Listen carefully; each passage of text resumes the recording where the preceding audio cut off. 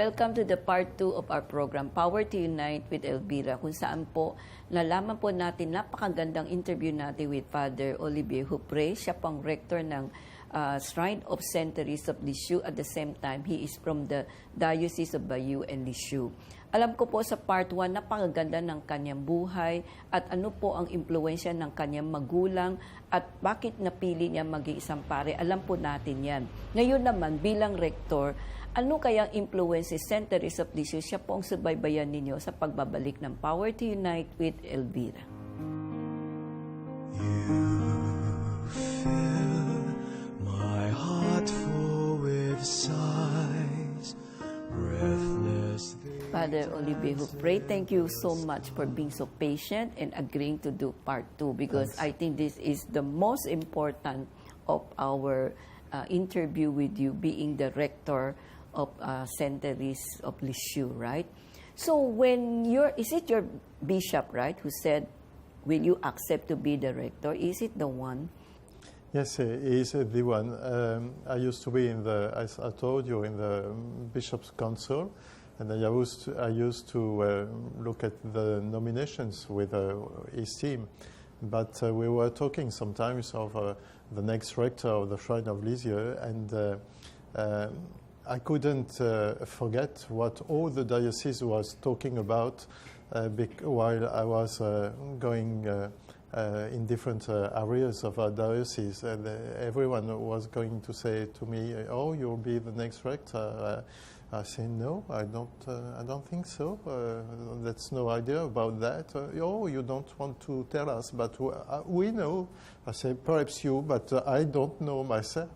So during 3 years, everyone went like that, and I couldn't go somewhere until someone talked to me like that. So by the end, the bishop asked me to come to him, and he told me we are talking about the future. So he told me everyone wants you to go there, so you are going there. And even until now, he didn't ask me, "Would you like to go?" He told me, "You are going there." So I think he understood by the questions I asked. I agreed about that. So I didn't really think I would go there because it's not usual to go to the place where you've grown up. Yes, normally. So I was talking a lot about St. Therese, but I've never thought I could be in the Shrine of Lisieux, so it was a surprise, yes. You accepted because everybody was talking about it, that you will be the next one, although deep inside you never thought about it, right? You never dreamed of it. So when you accepted it, do you see it as a big challenge on your part? I was in, how do you say, I was in a religious indifference. Do you understand? Is it the right word? Religious indifference. I couldn't be in one side or another side. It was equal. I was equal for a long time, and I went there and discover the place, yes. Because it's quite different, you know. Because yes, it's not a parish, yeah. So we haven't got any baptism, we haven't got any burials, any weddings. So we welcome people from all over the world, from the 5 continents. And we've got to talk about and to preach about St. Therese, now her parents, Saint Louis and Zélie Martin too. So it's completely different. And when I arrived, I thought I didn't know anything about St. Therese. It was absolutely awful for me because I said I won't be able to talk about her. But there were several years I was talking about her, but I thought I couldn't do so. But day after day, I had to read again and to learn about her. In the Shrine of Lisieux, I will always say, heaven works for us. Heaven takes care of us. And so even we must decide many things, even we must choose many things to go on. Yes. Always, I think, even takes care of us, and she has got something to say.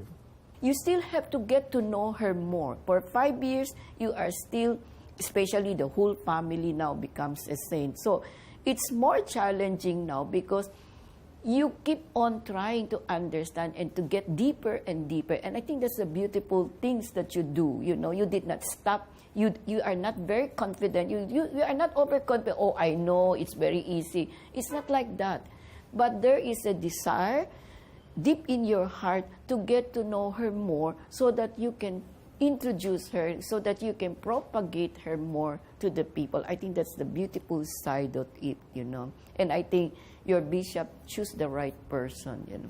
I don't know if he had the choice to have another one. Perhaps we did not have enough priests because in France we are not so many. So perhaps, but by the way, it's hard. So I think what's important is that Saint Therese is today the doctor of the church. One so of the she's doctors, not the only one we can see on the statues with